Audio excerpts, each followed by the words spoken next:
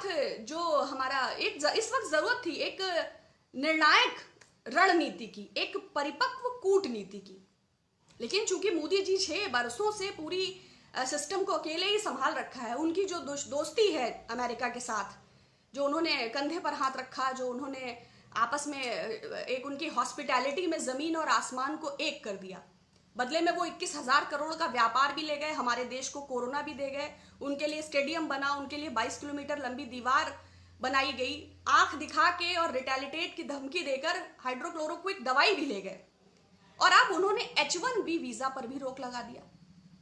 जो IIT और NIT में अपने बच्चों को भेजकर एक डायरेक्टली सीधा जॉब की और सिलिकॉन वैली का जो सपना लोग देखते थे, उनके सपनों पर यह तुषारापात है। वो बहुत अच्छे से समझ सकते हैं कि इसके क्या मायने हैं। तो जो इतनी हॉस्पिटैलिटी और जो इतना प्रधानमंत्री जी ने देखिए, अमेरिका को अगर हम देखें तो अमेरिका तो सबका डैडी है, उसकी शुरू से ऐसी ही पॉलिसी रही है, 2 देशों को मिलाना, फिर उनसे दोस्ती करना, फिर उनमें लड़ाई करवाना। वो वेपन्स का सप्लायर रहा है। आप चाहे देखें क्यूबा को उसने कितनी बार इन्वेड किया, वो तो USSR का सपोर्ट था, बल्कि खैर वो पुरानी बात है। आप देखिए इराक के केस में क्या हुआ, सद्दाम हुसैन को अमेरिका ने ही खड़ा किया, अमेरिका के ही 100% फंड के सपोर्ट से ही केमिकल वेपन की इंडस्ट्री थी, जिसके कंटेंशन सेंटर्स में हजारों लाखों लोग मारे गए। अमेरिका के सपोर्ट से इराक खड़ा हुआ। जब इराक ने अपने फॉरेन डेलीगेशंस को USSR भेजना शुरू कर दिया तो अमेरिका को एतराज होने लगा। जब उसने ईरान को इन्वेड किया तो इसने UN से प्रतिबंधित किया और तमाम अपनी कंट्रीज की हिट लिस्ट में डाल दिया। फिर जब उसने कुवैत को इन्वेड किया तो फिर बंकर में मिले सद्दाम हुसैन।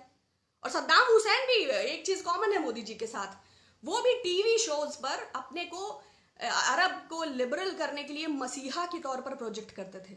वो भी नए भारत की तर्ज पे मॉडर्न इराक बना रहे थे। हेल्थ इंफ्रास्ट्रक्चर और सड़कें, स्कूल्स, मस्जिदें बहुत बनाया था उन्होंने। और आखिर क्या किया था?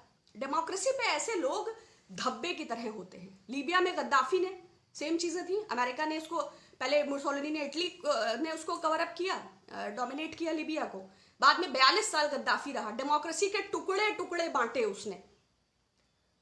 तो कैसी फॉरेन पॉलिसी है, क्या डिफेंस की नीति है, कैसे मिनिस्ट्री ऑफ एक्सटर्नल्स के बयान झूठे साबित हो जाते हैं और कोई प्रकटीकरण भी नहीं है। बड़े अफसोस और शर्म की बात है कि उसके बाद JP नड्डा जी बजाय सवाल करने के कहते हैं कि मोदी जी मनुष्यों के नहीं देवताओं के भी नेता हैं, तो भारतवर्ष पे दया कीजिए। देव, गंधर्व, यक्ष, जीव जंतु समस्त आपको पुकार रहे हैं, कृपया बैकुंठ की ओर, हिमालय की ओर प्रस्थान करें। भारतवासियों पर दया कीजिए।